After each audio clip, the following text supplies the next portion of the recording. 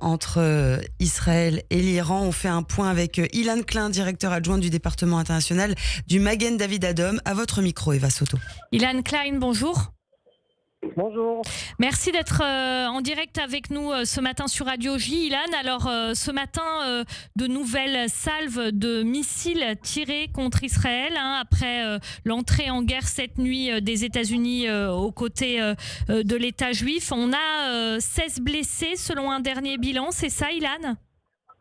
Oui, on est monté maintenant à 17 blessés sur la scène à Tel Aviv. Je suis maintenant à Tel Aviv dans la scène où le missile est tombé. On a traité et évacué 17 personnes. En plus, on a encore deux scènes, une dans le sud du centre et la deuxième dans la région de Haïfa. Là-bas aussi des blessés, heureusement tous blessés légers. Alors, vous dites, je suis actuellement à Tel Aviv, là, sur le site où le missile est tombé. Qu'est-ce que vous voyez autour de vous ? Qu'est-ce qui est détruit ? Qu'est-ce qui ne l'est pas ? Est-ce qu'il y a des immeubles effondrés ? Alors c'est tombé sur deux maisons qui ont été totalement détruites. Et autour, il y a une dizaine d'immeubles qui ont été touchés par les impacts.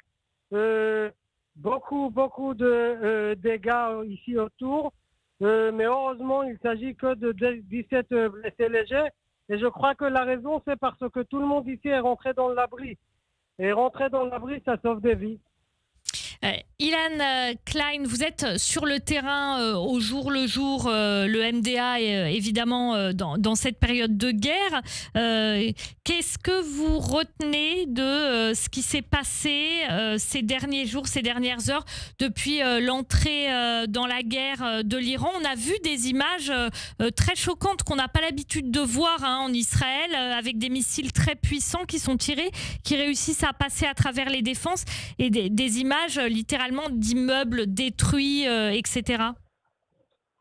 C'est ça, je crois qu'il y a deux différences importantes. Première différence, c'est le nombre de missiles qui ont été lancés vers Israël. Et le deuxième, c'est arrivé en quelques vagues. Et nous aussi, en tant que secouristes, après la première vague, on est sortis vers le terrain. Et malheureusement, on a reçu une deuxième sirène. On devait rentrer dans les abris parce qu'il y avait une deuxième et une troisième vague. Ces deux différences-là, je crois, qui ont fait le plus de dégâts possible. Et on peut dire que on avait beaucoup de chance ce matin. Ilan Klein, il y a les dommages physiques, bien sûr, mais il y a aussi les dommages psychologiques parce que ces alertes en permanence, etc., ça angoisse les gens. On a vu en fin de semaine aussi une femme qui angoissée par une alerte et qui était probablement cardiaque en Israël, qui a fait un arrêt cardiaque pendant l'une des alertes. Oui, les secouristes du Magen David Adom ont traité une femme avec un arrêt cardiaque après une alarme. Je crois que toute la population en Israël est touchée. Toute la population en Israël est en stress.